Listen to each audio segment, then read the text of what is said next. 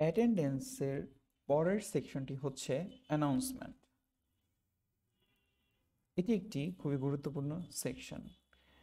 অ্যানাউন্সমেন্টে আপনার কোনো এমপ্লয়ি অথবা কোম্পানির পক্ষ থেকে যদি এমপ্লয়ীদের জন্য কোনো অ্যানাউন্সমেন্ট থেকে থাকে, সেটি আপনি অ্যানাউন্সমেন্ট সেকশন থেকে করতে পারবেন।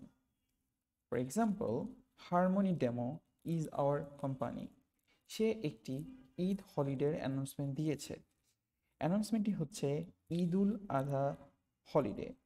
All harmony demo will announce the Eid holiday from 5th of May 2025 to 14th of May 2025. Wishing you all happy Eid holidays. Thanks. এই অ্যানাউন্সমেন্টটি ক্রিয়েট করতে হলে আপনাকে নিউ অ্যানাউন্সমেন্ট টাইপ এবং আপনার অ্যানাউন্সমেন্টটি লিখে পাবলিশ করে দিলেই আপনার অ্যানাউন্সমেন্টটি হয়ে যাবে। অথবা আপনার কোনো এমপ্লয়ি মোবাইল থেকে অ্যানাউন্সমেন্ট সেকশনে গিয়ে অ্যানাউন্সমেন্ট টাইপ সিলেক্ট করে সে অ্যানাউন্সমেন্টটি দিতে পারে। লিভ আর্লি, কোনো একটি ফর এক্সাম্পল কোনো একটি এমপ্লয়ি যদি তার আর্লি লিভ নিতে হয়, সেক্ষেত্রে সে এই লিভ আর্লিটি দিতে পারবে।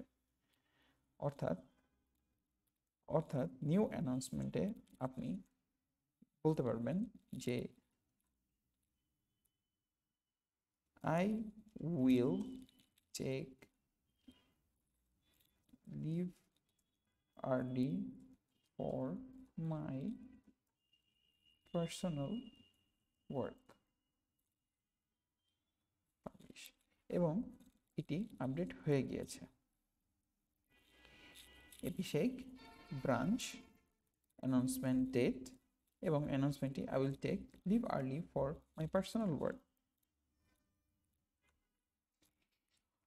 অথবা কোম্পানি যদি কোনো একটি নির্দিষ্ট এমপ্লয়ির নির্দিষ্ট দিনের অ্যানাউন্সমেন্ট দেখতে চায়, সেই ক্ষেত্রে উনি company select date range, select type, select branch এবং নির্দিষ্ট এমপ্লয়ির নাম সার্চ করে তার অ্যানাউন্সমেন্ট দেখতে পারবে।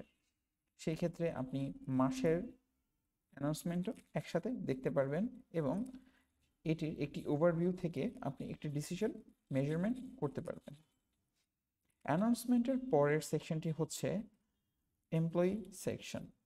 এমপ্লয়ি সেকশনকে আমরা 3 ভাগে ভাগ করেছি।